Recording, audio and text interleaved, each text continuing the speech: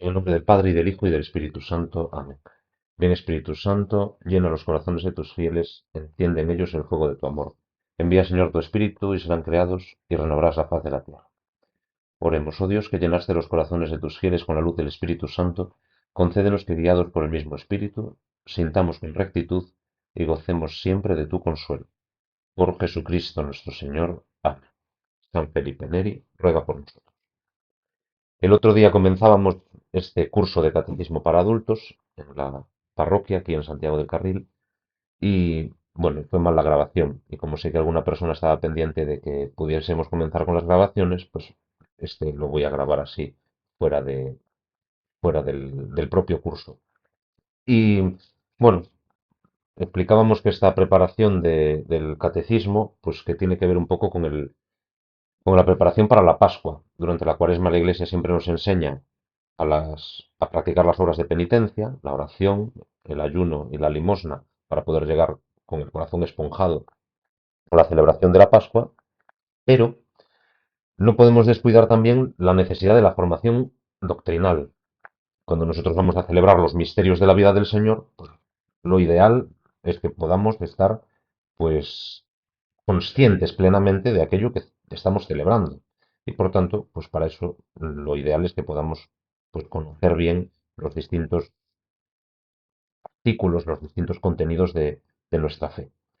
Para buscar un método que nos resulte pues fiable y bueno y al mismo tiempo que se nos ajuste al tiempo, pues vamos a utilizar el credo del pueblo de Dios. Este es un comentario de Cándido Pozo, por eso pone ese nombre, pero el credo del pueblo de Dios pues es algo que el Papa Pablo VI en el año 68 pues rezó de manera pues muy solemne delante de toda la Iglesia y un poco en el nombre de toda la Iglesia al, al concluir el año de la fe que había convocado durante el año 67.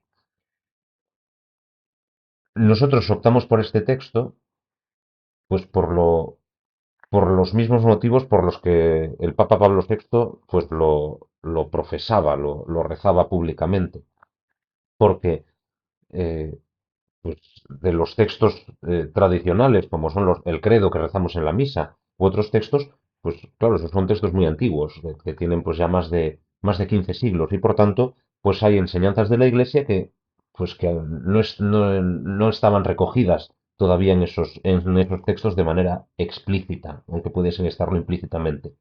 Entonces, pues es necesario un texto que nos ayude a repasar toda la enseñanza de la Iglesia, pues en torno a nuestra fe, los principales contenidos, ¿no? Y además, pues eso lo hacía el Papa Pablo VI, preocupado en la época de los 60, finales de los 60, después del Concilio Vaticano II, porque había, pues, en lo tocante a la fe, dice él, cierta agitación por parte de algunos grupos, ¿no? Porque había, pues, gente que con ese espíritu de apertura sana que nos proponía y nos sigue proponiendo el concilio, pero a veces, pues, había una tendencia a relativizar ciertas verdades de fe o incluso a negarlas por completo, que había cierto espíritu, dice el Papa, de cambiar o innovar sin necesidad. Y por tanto, pues nosotros, siguiendo los mandatos conciliares, y como así nos lo dice de nuevo el Papa Pablo VI, pues debemos de procurar penetrar más y más los misterios profundos de Dios y al mismo tiempo proponerlos a los hombres de cada época de un modo que sea pues más adecuado. Y por eso el Papa pues hace precisamente pues esta explicación y esta profesión solemne de fe. En esta primera sección, además de esta presentación del texto, nosotros vamos a preguntarnos y a presentar algunos de los contenidos pues como más esenciales, los que son pues lo que necesitamos incluso antes del credo, ¿no? Para poder explicar nuestra fe. Y en eso pues lo primero que tenemos que hablar es de la revelación. Otro texto que vamos a utilizar también es el Catecismo de la Iglesia Católica, pero claro, el catecismo pues es un texto muy amplio, con muchas explicaciones que son muy buenas, pero que no siempre son las que necesitamos. A veces necesitamos explicaciones muy sencillas que nos permitan condensar nuestra fe pues en esas breves definiciones, y eso es lo que hizo pues la Iglesia, pues a principios de este siglo XXI, esto lo firma el Papa Benedicto XVI en 2005, este compendio del Catecismo de la Iglesia Católica, que es un resumen de ese otro Catecismo naranja, en el que nos vamos a encontrar con una estructura que conocemos, que es la de las preguntas y las respuestas. Por tanto, esas preguntas son muy concisas, con unas respuestas a su vez, pues también muy concisas, que nos ayudan a perfilar mucho, pues, ese contenido del fe. Entonces, para hablar de la revelación, pues vamos a utilizar precisamente este texto, que en su capítulo segundo, las cuestiones 6 a 24, pues nos habla sobre Dios que viene al encuentro del hombre. Porque eso es lo que debemos de comprender al comenzar a hablar de la revelación. Es que Dios, que ha creado todas las cosas, Dios, pues que ha creado al hombre, pues en particular a su imagen y semejanza, para que le dé gloria a Dios y para que pueda, pues vivir feliz en su presencia, pues Dios no se contenta con eso, sino que sale al encuentro del hombre. Y así dice el texto: Dios en su bondad y sabiduría se revela al hombre, se da a conocer al hombre, y lo hace por medio de acontecimientos y palabras. Eso es lo que vamos a ver siempre, pues si pensamos en la Sagrada Escritura, nos vamos a encontrar con palabras, Jesucristo, que predicó el sermón de las bienaventuranzas. Y nos vamos a encontrar con acontecimientos históricos, como pues el pueblo judío que cruzó el Mar Rojo, con acontecimientos históricos como la rebelión de los macabeos, y en esos acontecimientos históricos, pues también vemos la mano de Dios, que también nos habla sobre sí mismo, también nos habla sobre, sobre nosotros, sobre la relación que cada uno de nosotros debemos tener con Dios, y también nos habla pues sobre el camino de salvación, el camino que nos conduce al encuentro con Dios. Por eso Dios nos habla por medio de hechos y de palabras. Y esa revelación de Dios llega a su plenitud en Jesucristo. Jesucristo, el Verbo encarnado, verdadero Dios y verdadero hombre, pues nos da en plenitud todo lo que necesitamos saber sobre Dios y todo lo que necesitamos saber para salvarnos. Y en esa plenitud de la revelación, pues es donde debemos de arrancar para comprender cómo nos llega a nosotros. Jesucristo nació, predicó, murió y resucitó hace 2000 años, y cómo nosotros recibimos pues esa revelación. Los apóstoles, al morir Jesucristo y al recibir pues y resucitar y recibir el don del Espíritu Santo en Pentecostés, los apóstoles comenzaron a predicar. Y eso es lo que el catecismo llama la tradición apostólica. Como los apóstoles transmitieron el mismo mensaje que ellos habían recibido, pues, del mismo Jesús, y lo transmitieron no solamente predicando, sino también con el testimonio de su propia vida, con las instituciones que fueron creando, cuando pues, situaban a un obispo en un sitio, cuando situaban pues, un consejo de presbíteros en otro sitio, por medio del culto, como los apóstoles rezaban, y cómo celebraban los sacramentos, y mediante los textos. Los apóstoles, pues algunos de ellos, pues también dejaron textos, como lo son pues el Evangelio de San Mateo, el Evangelio de San Lucas, el Evangelio de San Mateo, el Evangelio de San Juan, las cartas de San Pablo y las cartas pues, de San Pedro y de los otros apóstoles que tenemos recogidas en la Biblia. Y así los apóstoles fueron transmitiendo esa fe de manera inmediata.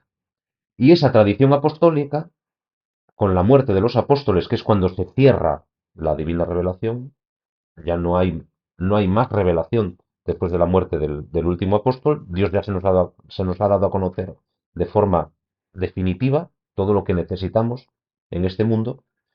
Pues después de esa tradición apostólica, nosotros nos encontramos con dos fuentes de la divina revelación. O podríamos decir mejor, tal como lo indica la Constitución Dei Verbum sobre la palabra de Dios, no tanto dos fuentes, sino como dos cauces de la misma fuente. Dos cauces de la misma fuente. La fuente es la divina revelación, que es de donde emana pues ese conocimiento de Dios que necesitamos para nuestra salvación, desde ese manantial pues surgen dos cauces que no son plenamente independientes, sino que pues muchas veces se entrecruzan, muchas veces pues coinciden y forman pues pequeños depósitos. Pues esos dos cauces los llamamos la tradición y la Sagrada Escritura. La tradición, pues que es la transmisión informal de esa palabra de Dios, de esa revelación, pues de nuevo, la predicación, el testimonio de vida, las formas de culto, la liturgia, las primitivas plegarias eucarísticas, las primitivas fórmulas, pues, para el bautismo y otro tipo de oraciones que encontramos en, pues, muchos escritos de la época, y todos esos escritos que, aunque no sean parte de la Sagrada Escritura, pero sí que nos manifiesta qué era lo que creía la Iglesia en aquellos primeros siglos. Todo eso, pues, es lo que llamamos la tradición. Y además de la tradición, la Sagrada Escritura, que son todos aquellos escritos inspirados, es decir, los escritos que por el don del Espíritu Santo la Iglesia reconoce como que contienen auténticamente esa divina revelación y que son los escritos que nosotros pues compendiamos en el libro que llamamos la Biblia, es decir, el Antiguo Testamento, la revelación antes de Jesucristo, y el Nuevo Testamento, la revelación desde la encarnación del Hijo de Dios hasta la muerte del último apóstol, que nos transmite pues esas verdades. De esa divina revelación, pues la que está encargada de custodiarla, de conservarla y de transmitirla es la Iglesia. La Iglesia desde el principio de los siglos, pues ha estado encargada de esa divina revelación como de un depósito. Por eso se le llama el depósito de la fe, porque la Iglesia recibe pues esa divina revelación y como en el negocio jurídico del depósito, pues está encargada de custodiarla sin alterarla. No es la propietaria. La Iglesia no puede diseccionar la divina revelación. La Iglesia no puede decidir que algo no pertenece, sino que la Iglesia la recibe y la custodia y la guarda y procura pues conservarla y si es posible enriquecerla, pero nunca disponer de ella como si fuese una propiedad suya. Y la Iglesia ejerce ese ministerio de custodia de la divina revelación mediante el ejercicio del magisterio. El magisterio, que es, nos dice el compendio del catecismo, que es el obispo de Roma y los obispos en comunión con él, que ejercen por medio del carisma de la verdad, es decir, con la ayuda del Espíritu Santo, la función de enseñar la verdad al pueblo fiel de Dios. Ese magisterio, pues es importante que lo sepamos, pues tiene distintos grados. Hay magisterio que llamamos infalible, magisterio dogmático, en el que pues el Papa y los obispos deciden que hay determinadas verdades de fe que están presentes en la divina revelación y que no podemos cambiarlas ni variarlas, como puede ser pues el hecho de que Jesucristo es verdadero Dios y verdadero hombre, como lo es el hecho de que la Virgen María pues es virgen antes, durante y después del parto, como lo es el hecho pues de que hay 7 sacramentos u otras verdades semejantes. Y luego tenemos el magisterio pues más ordinario, ¿no? El magisterio pues, en el que los papas, pues de forma diversa, pues van expresando enseñanzas que a veces cambian por el tiempo, cambian con el tiempo, porque al cambiar las circunstancias, pues la Iglesia debe de modificar sus enseñanzas, debe de asumir pues las nuevas realidades históricas y debe de, por tanto, pues reaccionar a ellas y dar la interpretación pues cristiana sobre las mismas. Si pensamos, pues una de esas materias, pues es el, el magisterio social de la Iglesia, el llamado magisterio social de la Iglesia, en el que la Iglesia, pues en base a los mismos principios, que son los principios de caridad, que son los principios pues de amor al prójimo, que son, bueno, los principios que están contenidos en las Sagradas Escrituras, pues debe de reaccionar pues a realidades socioeconómicas distintas. No es lo mismo lo que la Iglesia debe de decir pues a un empresario del siglo XIX, pues que tiene un montón de trabajadores sin derechos laborales, pues que lo que la Iglesia pues enseña hoy, en base a los mismos principios, sí, pero modificado, pues porque han cambiado las formas de contratación, porque han cambiado los derechos sociales, porque han cambiado pues muchas cosas, y hay ámbitos en los que pues ha cambiado mucho más, ¿no? El paso de una sociedad principalmente agraria a una sociedad industrial en el siglo XIX, a una sociedad pues de tipo más bien de servicios, como es el occidente de nuestros días. Pues todo eso va cambiando y la Iglesia va cambiando y adaptando con su magisterio pues esa enseñanza pues para que siga siendo actual y siga siendo pues enriquecedora para la vida de los hombres, para interpretar la realidad que nos rodea de manera cristiana.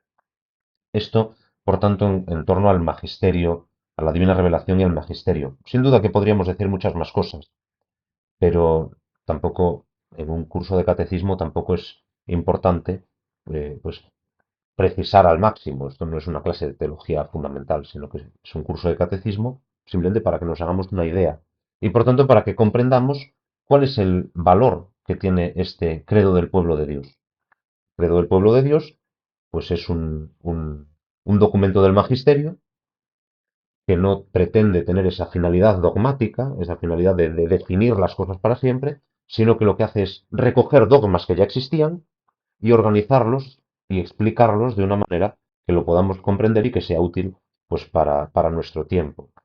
Ese es el valor, pues por ejemplo, del credo del pueblo de Dios, es el valor del catecismo. No todas las expresiones del catecismo o del compendio del catecismo pues son definitivas e incambiables, ¿no? Sino que el catecismo explica esas verdades de fe y procura pues explicarlas y expresarlas de una manera pues que sea comprensible para el hombre de hoy y que sea útil para pues conforme a nuestro lenguaje y nuestro modo de vida pues para que lo comprendamos y lo podamos llevar a la práctica.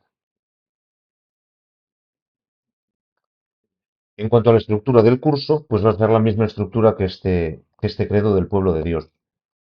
Vamos a tratar de recorrer, como digo, los principales contenidos de nuestra fe y lo vamos a hacer conforme pues, el Papa San Pablo VI lo hace en esta profesión de fe. Y esta estructura comienza por la consideración del Dios uno y trino, la consideración de Dios, un solo Dios en tres divinas personas. A continuación nos va a hablar sobre Jesucristo, el Hijo de Dios y verdadero hombre. A continuación sobre el Espíritu Santo en la, en la, en la vida, en la vida de la Iglesia. A continuación la consideración sobre la Virgen María. Después tenemos una consideración sobre el pecado original y sus consecuencias en la naturaleza humana. Luego lo que llamamos la eclesiología, es decir, el estudio sobre la Iglesia.